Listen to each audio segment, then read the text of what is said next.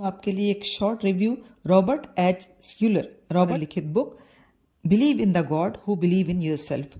और यह एक ऐसा विषय है जो सभी की पसंद का है, यानी कि ईश्वर ऑलमाइटी गॉड, जिस पर हमारा विश्वास है कि हर मुश्किल समय से वह हमें निकाल लेता है।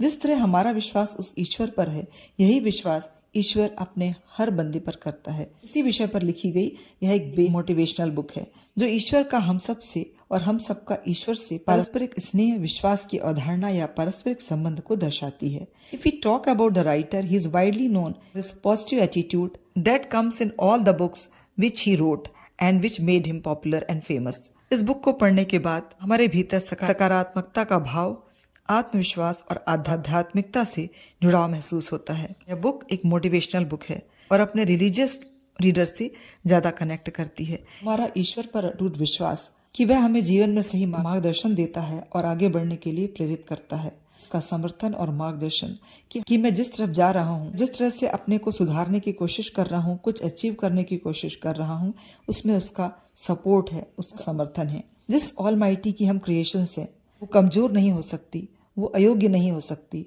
और उस पर विश्वास करना यानी कि खुद पर विश्वास करना, आध्यात्मिक विकास।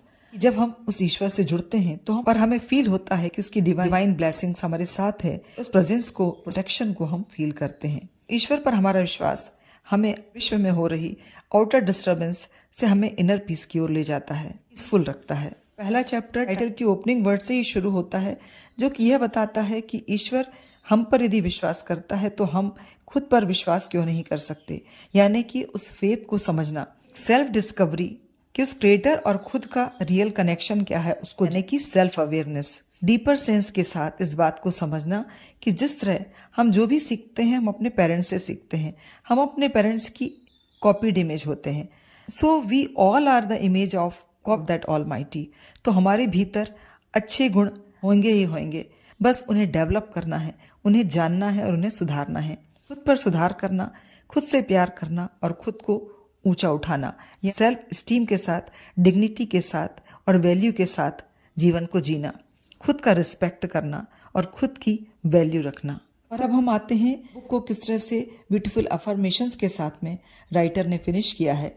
I am proud of my achievement. हम अपने में वो सुधार लाएं कि हमें अपने पर गर्व हो कि हमने इम्प्रूवमेंट के साथ जो कुछ भी अचीव किया है। I am proud of my belonging.